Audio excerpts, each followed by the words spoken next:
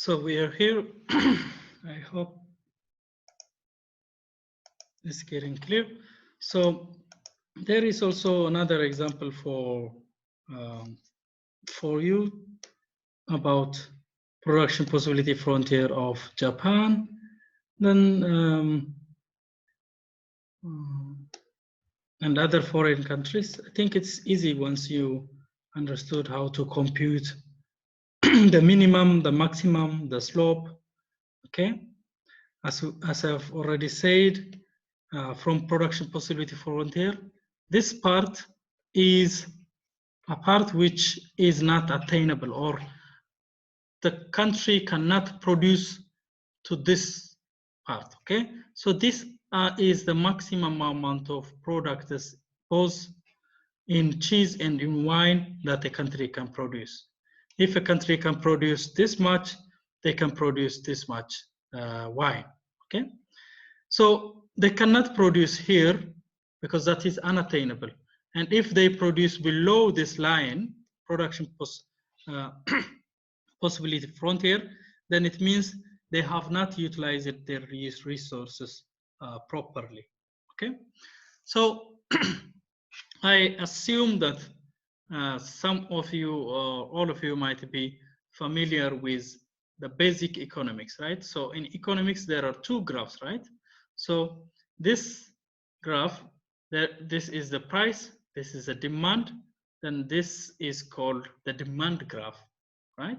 So it shows that whenever a price of a product increases, then the demand to that product decreases, right?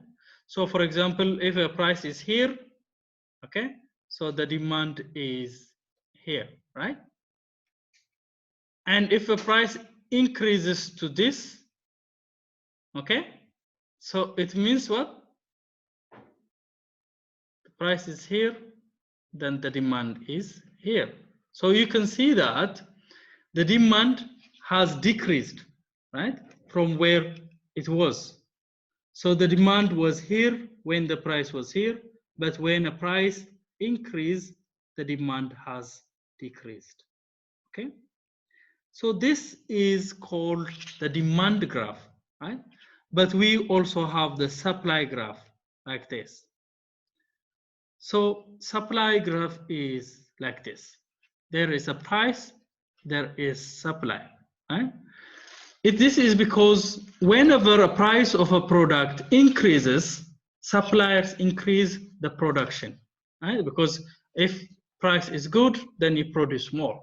Then this is called the supply graph. So it is like this: price increases, supply increases. Price increases, supply increases. But in market economy or in market capitalist economy, price is determined by the market itself. And when we say price is determined by the market, we means the demand and the supply, right? So this is the final graph. So the demand will be like this. The supply graph will be like this, okay?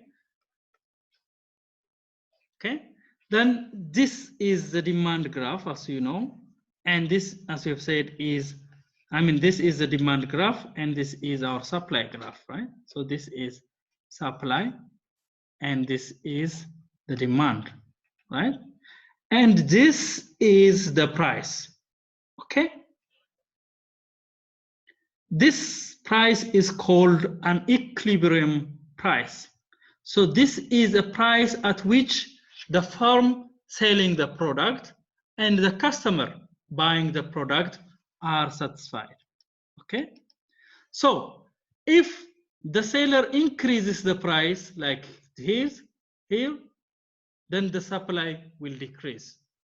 Okay, so here they can sell, the seller can sell the price at here or at here, but two of them are not good for the market, because when price increases, supply increases. When supply increases, demand will decrease, okay, because there will be too much products in the market and too much competition. Okay, So anyways, I want you to think of this demand, this as a demand graph, right? So once you're familiar with this home production possibility frontier, it is easy. You use the same competition for foreign, okay, foreign production possibility frontier.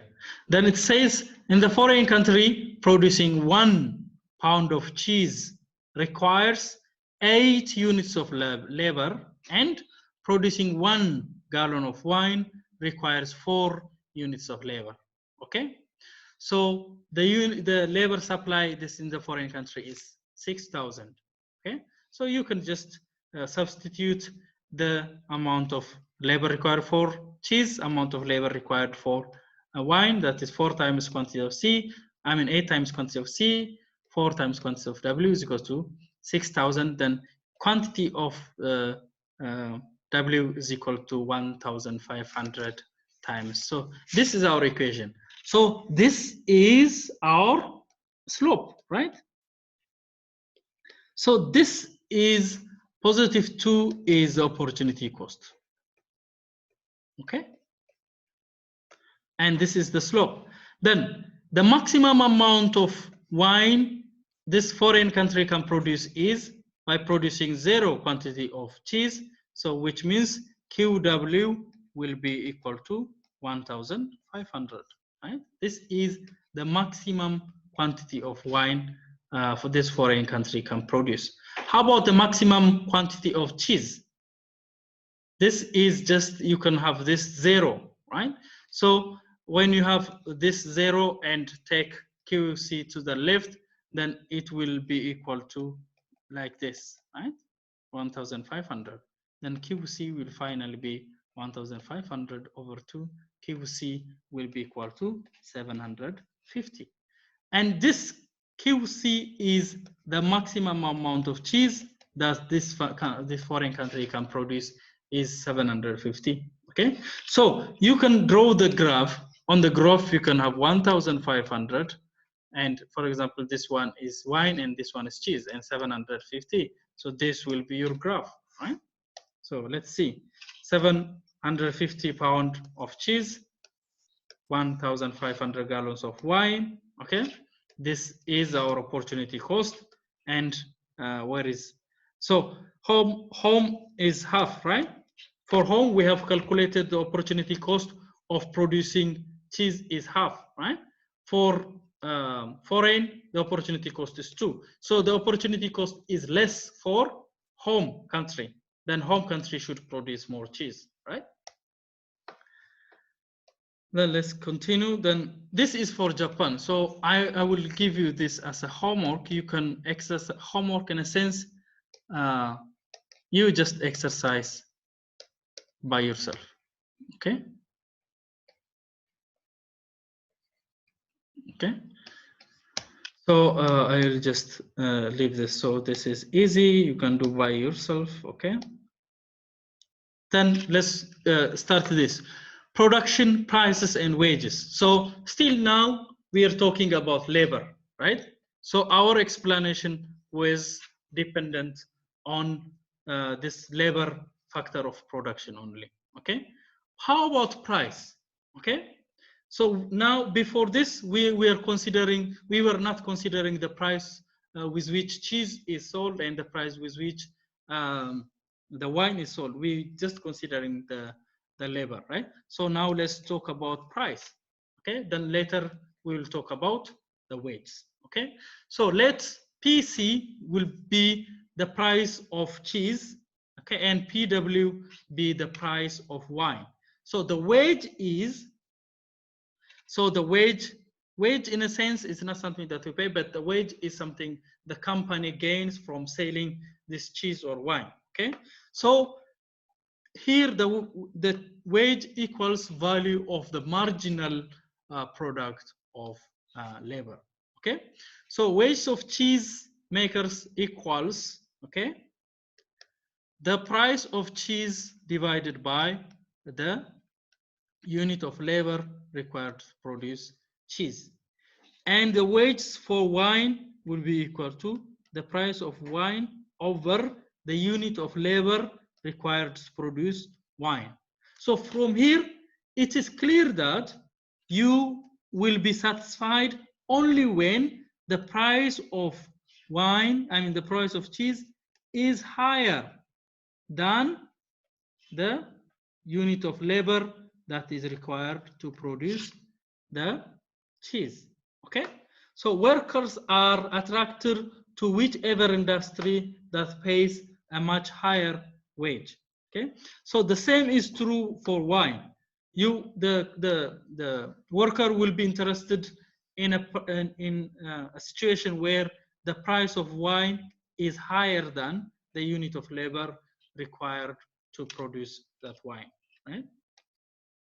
So if the price of cheese divided by unit of labor required to produce cheese is greater than the price of wine divided by the unit of labor required to produce wine, workers will only make cheese. Okay, why? This earns a higher value, higher price. Okay, at the same time, if the price of cheese and over the unit of labor it consumes is less than price of wine and labor it consumes, then the workers will only produce wine, right? So here the economy will specialize in cheese production, and here the economy will specialize in producing wine. Okay. Okay, let's continue here. Then, if the domestic country wants to consume both, okay. So let's say a domestic country wants to, or a home country wants to consume both cheese and wine. So now we have to decide how much cheese and how much wine this domestic country should produce in order not to lose from the market, okay? Or in order not to have a higher opportunity cost, okay? So if the domestic country wants to consume both wine and cheese in the absence of international trade, okay? If there is no international trade, you just consider where it is, this is higher than you produce with a number of cheese. And so this is just in the absence of international trade. So relative prices must adjust to that wages are equal in the wine and cheese industries. Okay, so when the relative price of goods equal the opportunity cost of producing that goods, then wages are equal. So since this is not for international trade, this is only for home consumption, then they will produce more, they will produce both cheese and wine until the opportunity cost of producing both is equal. Okay, so if the opportunity of cost of producing cheese is 1 and the opportunity cost of producing wine is 1, then they will produce both, but they will stop when the opportunity cost starts increasing, one of the opportunity costs. Okay, so when the wages are equal across both industries, then, or both sectors, then the home country will produce. Then later we will go for international trade, when there is international trade, where we have to consider the relative price of producing cheese or wine. Okay, so now, why relative? So this computation, the previous one, says we're in the absence of international trade. So there is no trade, or there is no export, or there is no calculation of opportunity cost for the foreign country here. So the opportunity cost will be computed within the domestic country. Okay, but that is not always possible, because as we have said, a country, whether they like it or not, are always involved in international trade. And when we are involved in international trade, we have to see the supply of this product in the international market, and again the demand of this product in the international market. So when we consider relative to our production, the international market, then it's called a relative supply and relative demand, okay? Because we are comparing our production capacity relative to the production capacity of the international market, okay? So without trade, relative prices of goods equals the opportunity cost. As we have seen in the previous slide, relative price is equal to opportunity cost when there is no trade, okay? So this autarky, this means self-sufficient, okay? Or independent, something like that. And autarky price means the equilibrium price, okay? So this relative price means the price is not affected by other countries, okay? That is what autarky means. It is a self-sufficient or independent, it means. And when we say autarky price, then it means a market clearing price, okay? Autarky price is market clearing price, or it means you can consider this as equilibrium price. Equilibrium price is a price that I have just showed you here in supply and demand graph, okay? So let's get back. Oh, here. So this is the equilibrium price, okay? As I've said, equilibrium price is a price that both the firm selling the product and customer buying the product are satisfied with, okay? So the customer is willing to pay and the firm is also willing to receive this amount. So that money, that amount of price is called the equilibrium or market clearing price, and that is the best price that the market can offer, okay? So autarky is some kind of that. So it's not oh, sorry. It's not affected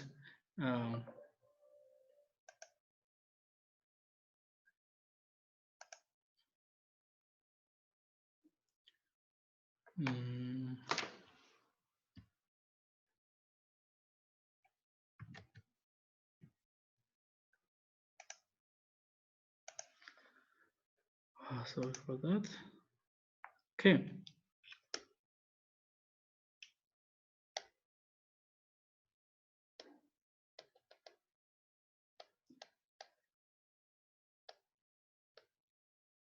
So here, okay, so that price is not affected, or it's not affected by other prices of product, same product is in the outside. So anyways, this autarky relative price, it is denoted by this, okay? Relative price reverse comparative advantage home has over lower autarky price relative price of cheese due to having lower opportunity cost of producing cheese. So actually starting from here to page 69 is a little bit complicated. That is not actually very much required of you for this course. So I want you to just understand what relative supply and relative demand means, okay? So because we are not alone in the market, we have to identify the supply of this same product that we are trying to sell in the market and the demand for this product in the market. Then that gives us the relative supply and relative demand. Finally, then we draw the market demand, which includes both relative supply and relative demand. Then that price that we get from the market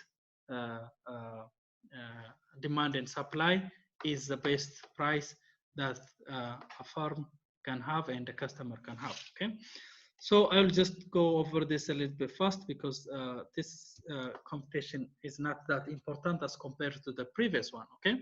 So to see how all countries can benefit from trade, we calculate relative prices when trade exists, as I've said.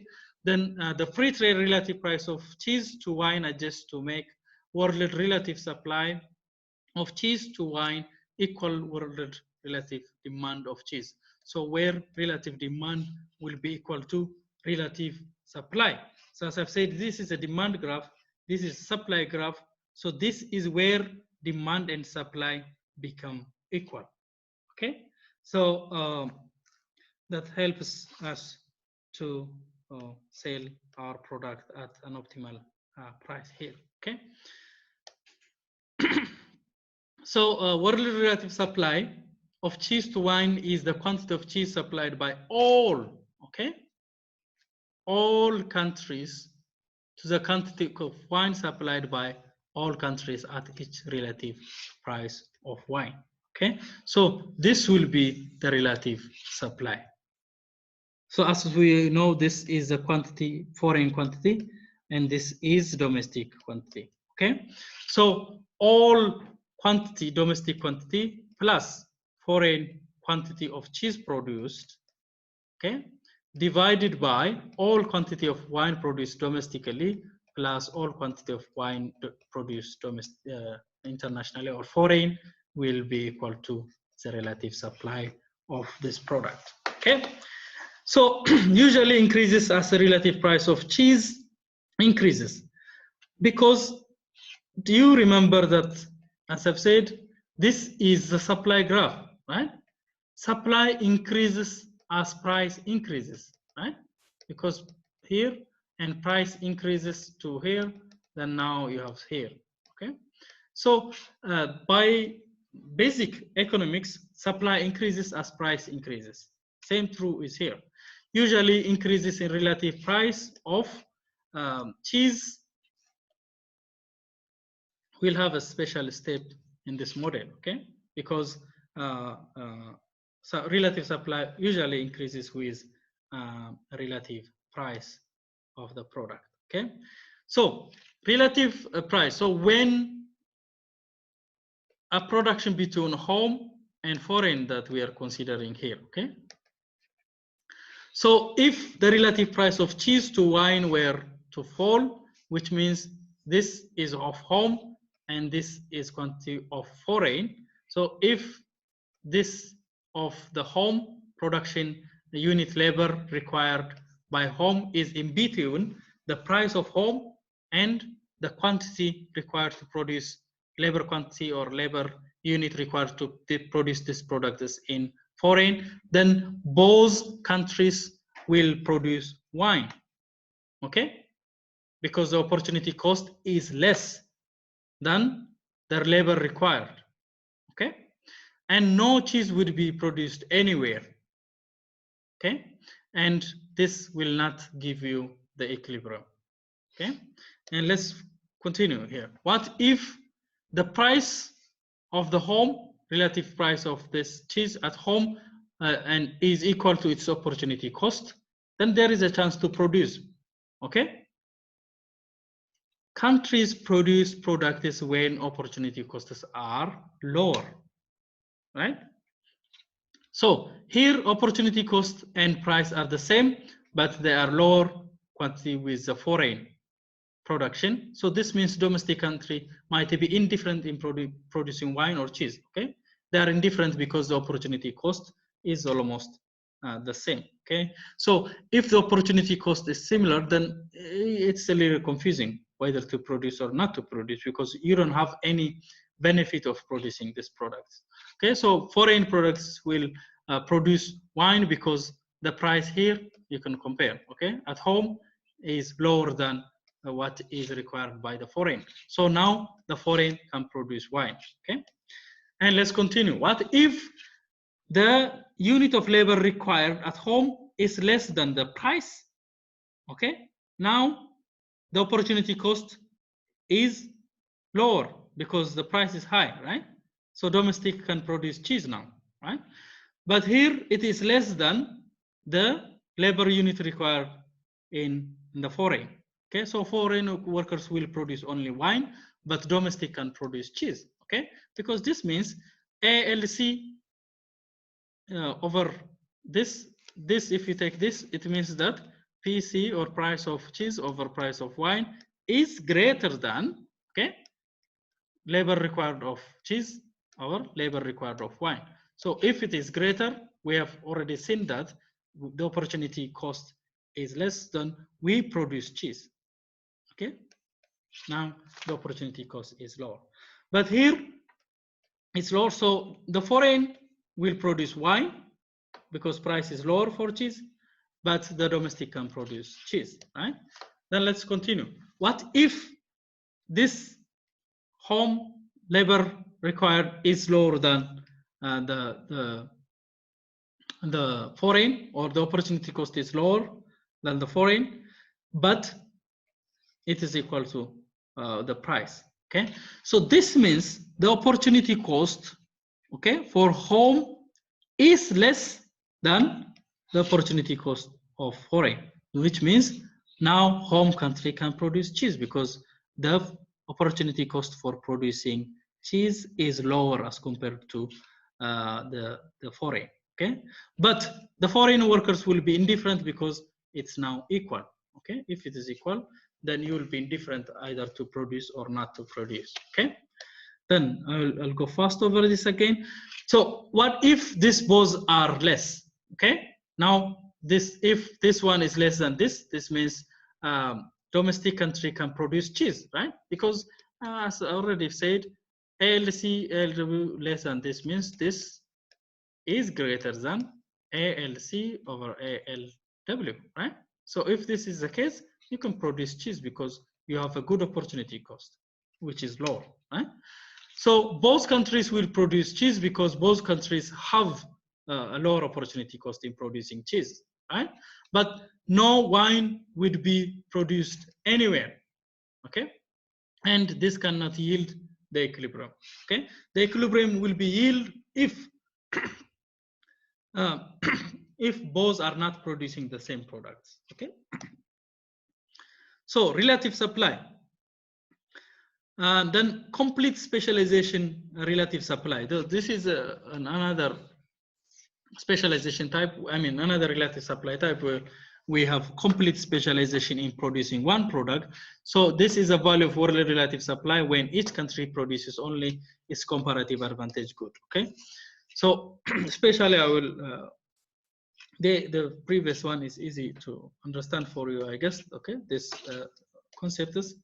This one is a complete specialization. So I will just move on this. Okay, so I want you to not bother about this from, especially from page 45 to page 49. Okay, so here this shows the relative demand for home and for foreign. Okay, and you can see the difference between the relative price of cheese and relative price of wine. Because I have no time and we have to finish this. So up to, so these are examples, okay? Once the previous thing that we just talked is,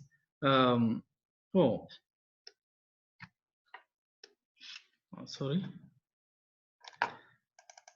And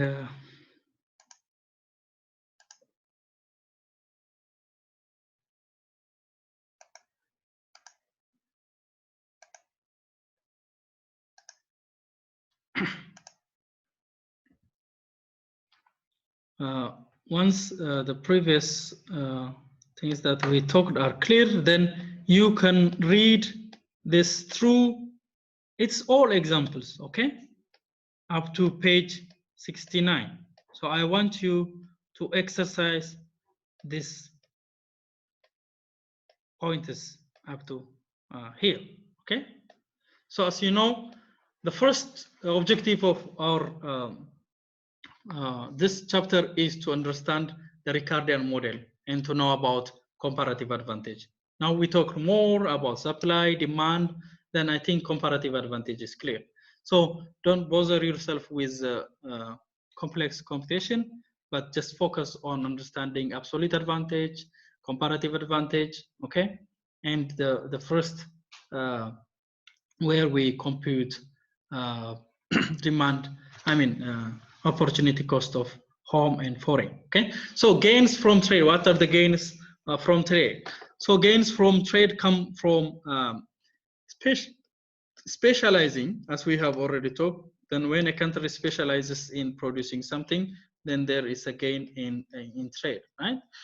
That uses resources efficiently, and that is what we call a comparative advantage, and using the income generated from that production to buy the goods and services that country desires, okay? So a country specialize in producing few of the products, and they with this sale of products with which they specialize on, they can buy other products from other countries, okay? And domestic workers earn a high income from cheese production because the relative price of cheese increases with trade, and foreign workers can higher income from wine because the relative price of cheese decreases with trade. So as we have said, the foreign and domestic can gain from the trade. The domestic can produce more cheese, and this can produce more wine, okay? So that the domestic buys more wine from the foreign, and foreign buys more cheese from the domestic, okay? So think of trade as an indirect method of production, okay? So this is very essential here. Trade is an indirect method of production. So which means when we specialize on something, we sell those products and buy something that we lack from other countries, which means now we have both the products, okay? So that means we indirectly have both products in our country. So that is indirect means of production, okay? Or a new technology that converts cheese into wine and wine into cheese, okay? So without trade, a country has to allocate resources to produce all of the goods that it wants to consume. That is being self-sufficient or being independent, and that is not possible, okay? With trade, a country can specialize its production and trade the product is for the goods that it wants to consume. So along trade expands consumption possibilities beyond production possibility, okay? So when we are involved in international trade, we increase consumption because now we have so many alternatives to get different types of products, okay? So if international trade leads to a relative price of cheese to wine that differs from home autarky price, then home gains from trade. Similarly, if international trade has a relative price of cheese to wine that differs from foreign autarky price, then foreign gains from the trade, okay? So anyways, typically both countries will gain. So in our first chapter, in the beginning, we have said trade is mutually beneficial. Okay, so both countries gain from trade. Possible for one of the country not to gain, but still they will gain in different ways. Okay, so at least one country always gains since there are gains at a world level. So if gain from trade, then this will be outside PPF. That is a graph that we say this is a PPF, so this is outside the PPF. So if only one country gains from trade, it means that there is some problem with the other, or the opportunity cost has been taken advantage of by one of the countries, okay? So that is trade possibility frontier of an economy shows the maximum amount of goods that can be consumed by trading the optimal production bundle at world price under free trade, okay? So here, if okay, I will leave this and I will just continue. I will leave this for you to read. And if not anything not clear, then we will discuss this next week, okay? So I only have 3 minutes, so I have to finish this. So you see, with trade, we can expand like this with trade possibility frontier. And why you can see from the computation. But the last thing in this chapter, the last important topics are some misconceptions about international trade. Okay, so I will talk about them and we'll finish. So this is the same thing that we talked about, the slope and other computation. So I want you to use. So this is more broad than what is on the book. So this helps you to exercise, okay? So these are trade patterns. This indicates the direction of trade, a description of which country imports which. So actually there is no international authority that says you have to produce this and you have to produce that, okay? It's all the opportunity cost that balances imports and exports among countries, okay? So when countries specialize in producing something, then other countries will buy that, and this specializing country will buy other products from other countries, okay? So there is no central authority that controls what a country should import and export, okay? Then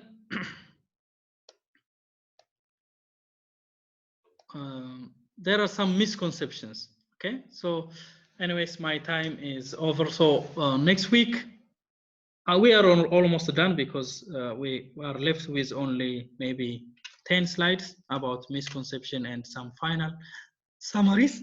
So I will talk about this common misconceptions next week, okay? Then we'll end up this chapter next week, and as a kind of, we'll do as a kind of overview, okay?